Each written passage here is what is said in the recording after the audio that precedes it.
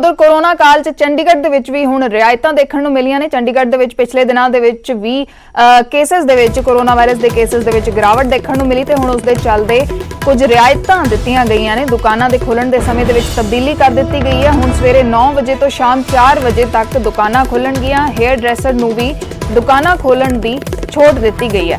ਤਾਂ ਜਿਵੇਂ ਲਗਾਤਾਰ ਕੇਸਸ ਦੇ ਵਿੱਚ ਗਿਰਾਵਟ ਦਰਜ ਕੀਤੀ ਗਈ ਹੈ ਚੰਡੀਗੜ੍ਹ ਤੋਂ ਵੀ, ਤਾਂ ਉਸ ਦੇ ਚੱਲਦੇ ਹੁਣ ਕੁਝ ਰਿਆਇਤਾਂ ਦਿੱਤੀਆਂ ਗਈਆਂ ਨੇ। ਦੁਕਾਨਾਂ ਖੋਲਣ ਦੇ ਸਮੇਂ ਦੇ ਵਿੱਚ ਤਬਦੀਲੀ ਕੀਤੀ ਗਈ ਹੈ। ਹੁਣ ਸਵੇਰੇ 9 ਵਜੇ ਤੋਂ 4 ਵਜੇ ਤੱਕ ਦੁਕਾਨਾਂ ਖੁੱਲ ਸਕਣਗੀਆਂ। ਹੇਅਰ ਡਰੈਸਰ ਦੀਆਂ ਦੁਕਾਨਾਂ ਖੋਲਣ ਦੇ ਵਿੱਚ ਵੀ ਛੋਟ ਦਿੱਤੀ ਗਈ ਹੈ। ਤਾਂ ਇਸੇ ਖਬਰ ਤੇ ਵਧੇਰੇ ਜਾਣਕਾਰੀ ਦੇ ਲਈ ਚੰਡੀਗੜ੍ਹ ਤੋਂ ਸਾਡੇ ਸਹਿਯੋਗੀ ਰੋਹਿਤ ਬੰਸਲ ਲਾਈਵ ਜੁੜੇ ਹੋਏ ਨੇ। ਰੋਹਿਤ, ਕੀ ਹੈ ਪੂਰੀ ਜਾਣਕਾਰੀ? ਪਿਛਲੇ ਦਿਨਾਂ ਦੇ ਵਿੱਚ ਲਗਾਤਾਰ ਜਿਹੜੀ ਕੇਸਸ ਦੇ ਵਿੱਚ ਗਿਰਾਵਟ ਦੇਖੀ ਗਈ ਸੀ ਤੇ ਹੁਣ ਜਿਵੇਂ ਵੱਖ-ਵੱਖ ਜਗ੍ਹਾਵਾਂ ਤੇ ਜਿਹੜੀਆਂ ਰਾਹਤਾਂ ਦਿੱਤੀਆਂ ਜਾ ਰਹੀਆਂ ਨੇ ਤਾਂ ਹੁਣ ਚੰਡੀਗੜ੍ਹ ਦੇ ਵਿੱਚ ਵੀ ਕੁਝ ਰਾਹਤ ਨਜ਼ਰ ਆ ਰਹੀ ਹੈ। जी बिल्कुल अर्शी, जिस तरह पहला तुसी जिक्र कर चुके कि जेकर पंजाब दी और चंडीगढ़ की गल करी जाए तो लगातार कोरोना के केसां दे विच गिरावट आ रही है और पंजाब दे विच भी जिहड़े केस पहला 9000 तक पहुंच गए सी हुण वो घट के 2000 ते आ गए और इसे तरह चंडीगढ़ दे विच भी कोरोना के जिहड़े केस ने लगातार घट रहे हैं। इसे चीज़ नूं देखते हुए चंडीगढ़ प्रशासन वालों भी कुछ रियायतां दित्तियां गईयां ने। सब तो जिहड़ी पहली गल है कि जिहड़ियां दुकानां खोलण दा समां 9 ਤੋਂ 3 ਵਜੇ तक रखा गया सी, उस नूं 1 घंटा ਵਧਾ के 9 ਤੋਂ 4 ਵਜੇ तक कर दिता गया और इस दे नाल ही जिहड़ियां स्पोर्ट्स ਦੇ ਰਿਲੇਟਡ ਐਕਟੀਵਿਟੀ ਆ ਉਸ ਨੂੰ ਵੀ ਖੋਲਣ ਦੀ ਆਗਿਆ ਦੇ ਦਿੱਤੀ ਹੈ ਔਰ ਇਸ ਦੇ ਵਿੱਚ ਕੇਵਲ ਸਵਿਮਿੰਗ ਪੂਲ ਔਰ ਜਿਮ ਨੂੰ ਹਾਲੇ ਤੱਕ ਬੰਦ ਰੱਖਿਆ ਜਾਏਗਾ ਔਰ ਇਸ ਦੇ ਨਾਲ ਹੀ ਜੇਕਰ ਗੱਲ ਕਰੀ ਜਾਵੇ ਸੈਲੂਨ ਔਰ ਸਪਾ ਨੂੰ ਤਾਂ ਉਹਨਾਂ ਨੂੰ ਵੀ ਖੋਲਣ ਦੀ ਇੱਕ ਆਗਿਆ ਦੇ ਦਿੱਤੀ ਗਈ ਹੈ, ਪਰ ਕੇਵਲ ਹੇਅਰ ਕਟਿੰਗ ਦੀ ਆਗਿਆ ਦਿੱਤੀ ਗਈ ਹੈ। ਇਸ ਤੋਂ ਇਲਾਵਾ ਜਿਹੜੀ ਕੋਈ ਹੋਰ ਗਤੀਵਿਧੀਆਂ ਹੁੰਦੀਆਂ ਉਸ ਦੀ ਆਗਿਆ ਨਹੀਂ ਦਿੱਤੀ ਗਈ। ਤਸਵੀਰਾਂ ਜ਼ਰੀਏ ਮੈਂ ਤੁਹਾਨੂੰ ਦਿਖਾ ਦਿੰਦਾ ਕਿ ਅੱਜ ਲੰਮੇ ਸਮੇਂ ਦੇ ਬਾਅਦ ਤੁਸੀਂ ਦੇਖ ਸਕਦੇ ਹੋ ਕਿ ਜਿਹੜਾ ਅਸੀਂ ਇੱਕ ਸੈਲੂਨ ਦੇ ਅੰਦਰ ਖੜੇ ਹੋਏ ਆ ਸੈਕਟਰ 46 ਦੇ ਔਰ ਜਿਹੜਾ ਇੱਥੇ ਅੱਜ ਕੰਮ ਧੰਦਾ ਉਹ ਪੂਰਾ ਸ਼ੁਰੂ ਕਰ ਦਿੱਤਾ ਗਿਆ। ਸਭ ਤੋਂ ਪਹਿਲਾਂ ਜਿਹੜਾ ਪੂਰਾ ਏਰੀਆ ਉਸ ਨੂੰ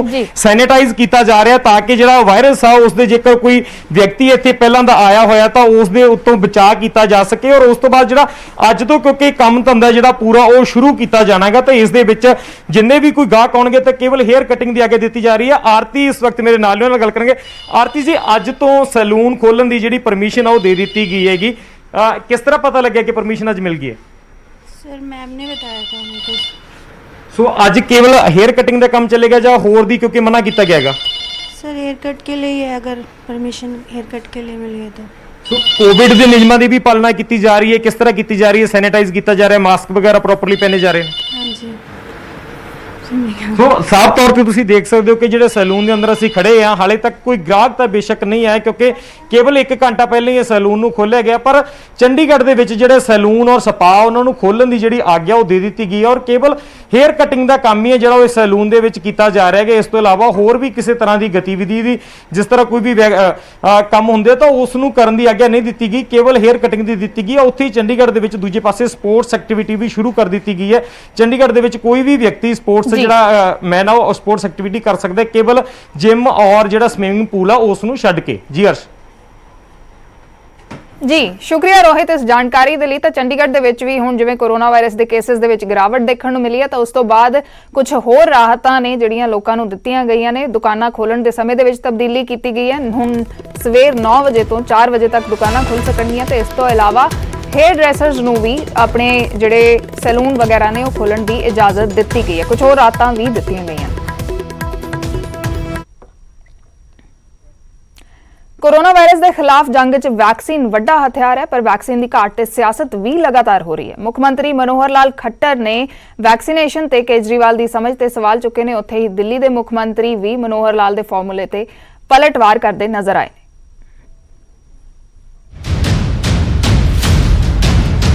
दिल्ली दे विच वैक्सीनेशन की रफ्तार ते ब्रेक लगी तो हरियाणा के मुख्यमंत्री मनोहर लाल ने केजरीवाल ते ड्रामेबाजी करने के इल्जाम लाए ने। मनोहर लाल ने केजरीवाल नूं बकायदा वैक्सीनेशन का फार्मूला समझाया अते दस्सिया कि किवें वैक्सीनेशन संकट के विचाले भी हरियाणा दे विच काम चल रहा है। मैंने ये कहा कि जितना स्टॉक उपलब्ध है उसकी जानकारी उनको भी है, हमको भी है।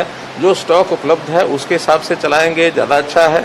केवल राजनीति करना ये कोई अच्छी बात नहीं है। आखिर उनको हमारे से ज़्यादा वैक्सीनेशन के टीके मिल रहे हैं, परसेंटेज अगर लगाएंगे तो उनको यानी जैसे मैंने बताया उस परसेंटेज के हिसाब से हमको अभी तक 74-75 लाख वैक्सीनेशन के टीके मिल जाने चाहिए थे, हमको अभी 58 लाख ही मिले हैं। देश भर में जितना समान बंटवारे के नाते से उनको ज़्यादा ही मिल रही है, कब नहीं मिल रही है। मैंने कोई वैक्सीनेशन ना लगाने की बात बिल्कुल नहीं कही है। और इसमें से अगर वो राजनीतिक कोई बातचीत के माध्यम से और कोई इशू बनाना चाहते हैं तो ये उनका स्वभाव है, वो करते रहें। इधर मनोहर लाल ਦੇ ਵੈਕਸੀਨੇਸ਼ਨ ਫਾਰਮੂਲੇ ਤੇ ਕੇਜਰੀਵਾਲ ਨੇ ਪਲਟਵਾਰ ਕਰਦਿਆਂ ਦੇਰ ਨਹੀਂ ਕੀਤੀ। मनोहर लाल ਨੂੰ ਨਸੀਹਤ ਦਿੰਦੇ ਹੋਏ ਦਿੱਲੀ ਦੇ ਮੁੱਖ ਮੰਤਰੀ ਨੇ ਕਿਹਾ ਕਿ ਜਿੰਨੀ ਜਲਦੀ ਵੈਕਸੀਨ ਲੱਗੇਗੀ ਲੋਕ ਉਨੀ ਜਲਦੀ ਸੁਰੱਖਿਅਤ ਹੋਣਗੇ। ਉਹਨਾਂ ਦਾ ਮਕਸਦ वैक्सीन बचाना नहीं बल्कि लोगों की जिंदगी बचाना है। वो मैंने कल देखा था, वो ये कह रहे थे भाई इतनी जल्दी टीके क्यों लगा रहे हैं दिल्ली वाले। तो जल्दी टीके लगाएंगे तभी तो लोगों की जान बचेगी। जितनी जल्दी टीके लगेंगे उतने ज़्यादा लोगों को टीके लगेंगे, उतने ज़्यादा लोगों की जान बचेगी। तो अपने को तो जल्दी लगानी ही चाहिए, इसमें गलती क्या है। आम आदमी पार्टी के नाल कांग्रेस ने भी मनोहर लाल ते निशाना साधया है। कांग्रेस के रणदीप सुरजेवाला ने ट्वीट करके मनोहर लाल नूं निशाने ते लिया। उन्होंने कहा कि इस विच कोई शक नहीं कि वैक्सीन की कमी के चलते कई वैक्सीनेशन सेंटर बंद हो चुके हैं। हालांकि वैक्सीनेशन नूं लैके मनोहर लाल का यह तर्क लोगों की समझ तो परे है। Bureau report news 18।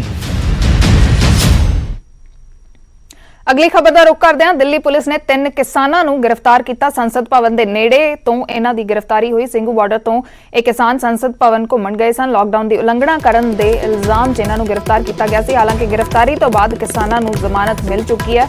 ਇਹ ਤਿੰਨੋਂ ਕਿਸਾਨ ਬੰਗਲਾ ਸਾਹਿਬ ਗੁਰਦੁਆਰਾ ਦੇ ਵਿੱਚ ਰੁਕੇ ਹੋਏ ਸਨ। ਸੰਸਦ ਭਵਨ ਦੇ ਨੇੜੇ ਤੋਂ 3 ਕਿਸਾਨਾਂ ਨੂੰ ਗ੍ਰਿਫਤਾਰ ਕੀਤਾ ਗਿਆ ਸੀ। ਸਿੰਘੂ ਬਾਰਡਰ ਤੋਂ ਸੰਸਦ ਭਵਨ ਘੁੰਮਣ ਇਹ ਕਿਸਾਨ ਗਏ ਸਨ। ਗ੍ਰਿਫਤਾਰੀ ਤੋਂ ਬਾਅਦ ਹਾਲਾਂਕਿ ਉਹਨਾਂ ਨੂੰ ਜ਼ਮਾਨਤ ਮਿਲ ਗਈ ਹੈ।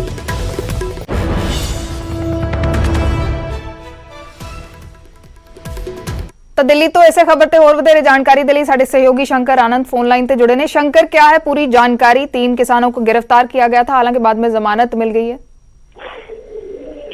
देखिए, अगर मामले की बात करें तो ये मामला जो है सोमवार का है और 3 किसान जो युवक हैं बकायदा वो पार्लियामेंट के आसपास में एक खुली जिप्सी में वो उस इलाके में घूम रहे थे और लिहाजा इस मामले की गंभीरता को देखते हुए जो बैरिकेड है, बैरिकेड के पास पुलिस कर्मचारियों ने उन तीनों को रोका और कहा कि लॉकडाउन है, लॉकडाउन के वक्त में इस इलाके में आने का मकसद क्या है। जब सवाल जवाब किया गया तो उस वक्त में बहुत ज्यादा एक सही जवाब जो है उन तीनों लोग युवक जो है बकायदा वो नहीं दे सके।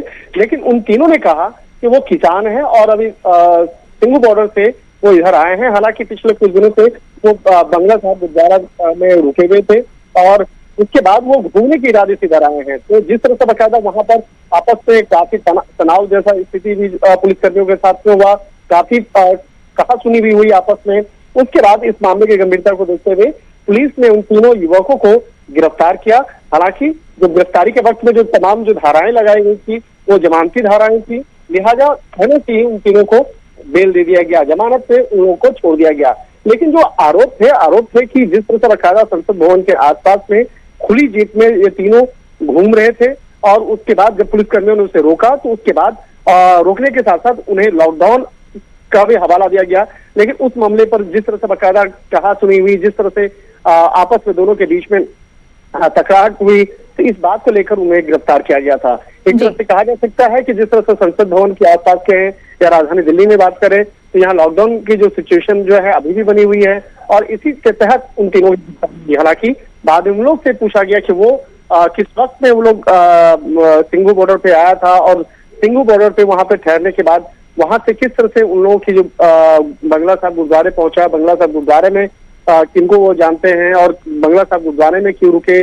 फिर उसके बाद तमाम जो कई जो सवाल जवाब है बकायदा उसके किए जाने के बाद ही इन तीनों की गिरफ्तारी हुई थी। जी शुक्रिया आनंद इस तमाम जानकारी के लिए। शंकर आनंद साडे सहयोगी जानकारी दे रहे सन। 3 किसानां नूं गिरफ्तार किया गया सी संसद भवन दे नेड़ेओं दिल्ली पुलिस दे वल्लों ते लॉकडाउन की उलंघना करन दे उन्हां ते इल्जाम सन। हालांकि बाद दे विच उन्हां नूं जमानत दे दित्ती गई।